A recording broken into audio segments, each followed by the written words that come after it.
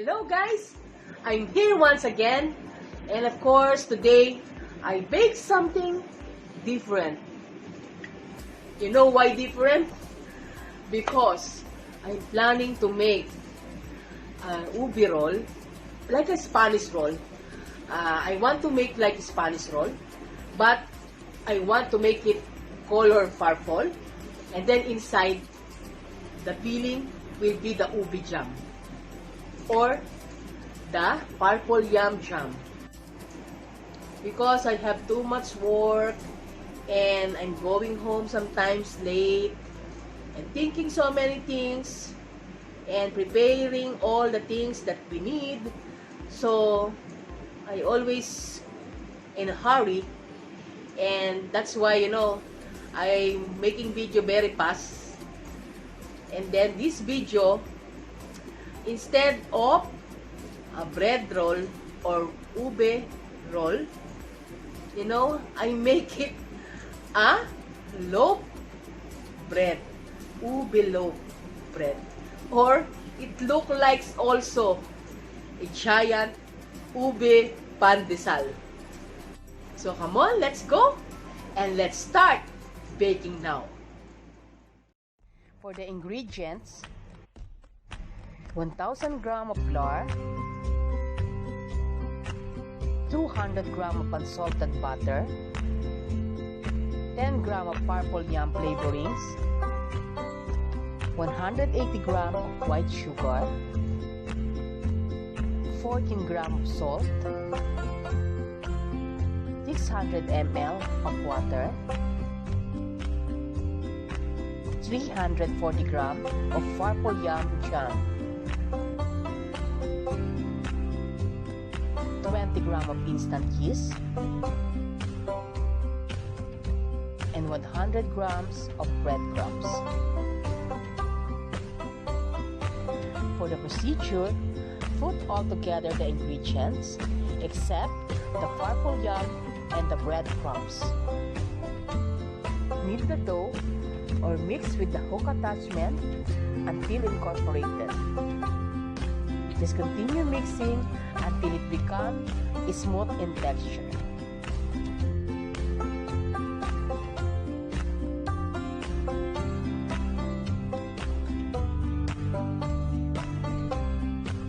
It's getting smoother now, as you can see.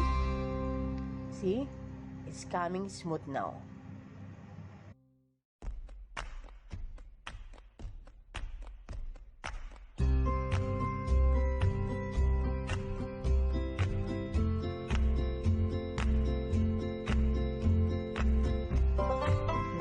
This is the texture of your dough.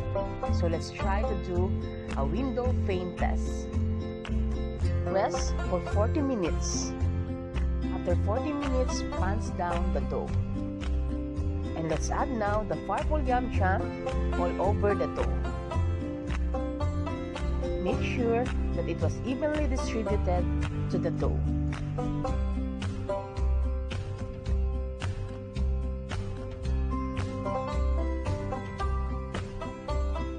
Now we can start loafing or shaping the dough. I will shape the dough into the loaf pan, and the other one is in the baking tray. After loafing, you can rest again for another 40 minutes before baking. And of course, bake it in 180-degree temperature for at least 30 to 35 minutes.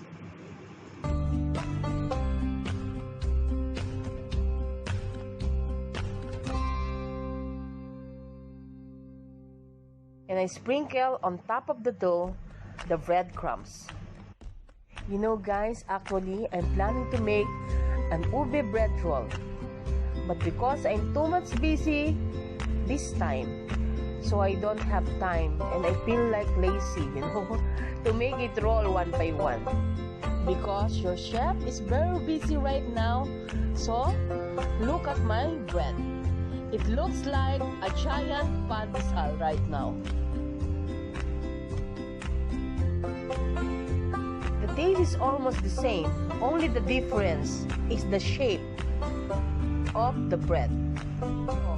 If you want to make a quicker bread in your home and you are lazy like me to roll it one by one, this is the solution. I give you now one solution how lazy chef do it. So if you are tired and running out of time, this is what you can make. You can do it especially if it will be eat only at home, but don't do it if it was ordered to you or if it is for the customer. Okay? Don't make your customer be disappointed. I slice it like a loaf bread.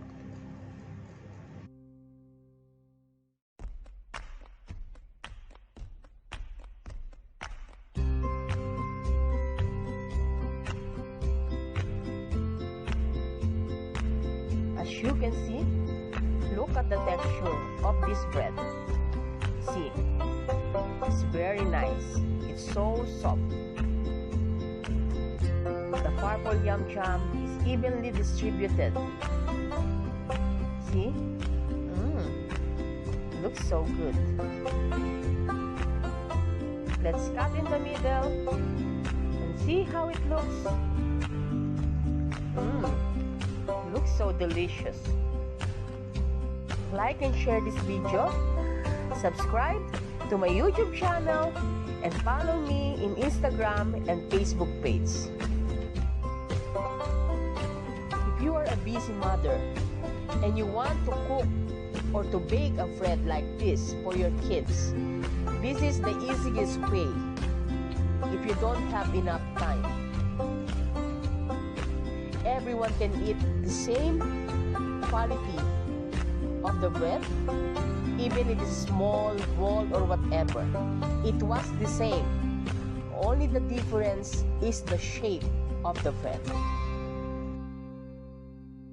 Continue slicing it until it was done.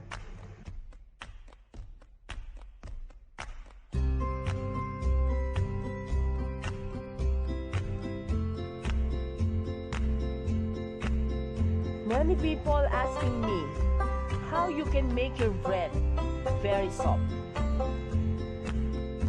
They are asking if I put any emulsifier or bread improver in my bread. I did not put any improver or emulsifier in this bread. The ingredients that I put in this video is same what the ingredients I use. I'm not adding any improver or emulsifier. Baking, you must follow all the process to get the good quality. Look at the bread, it's very beautiful. Really, I like it, see?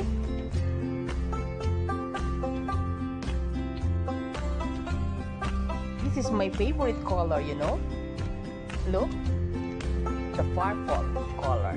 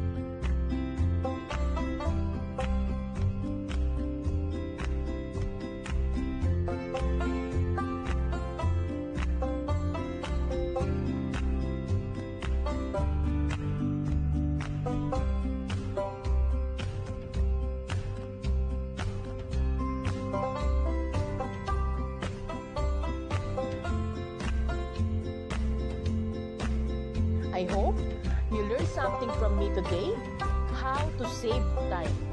If you are a busy mom, a busy mother.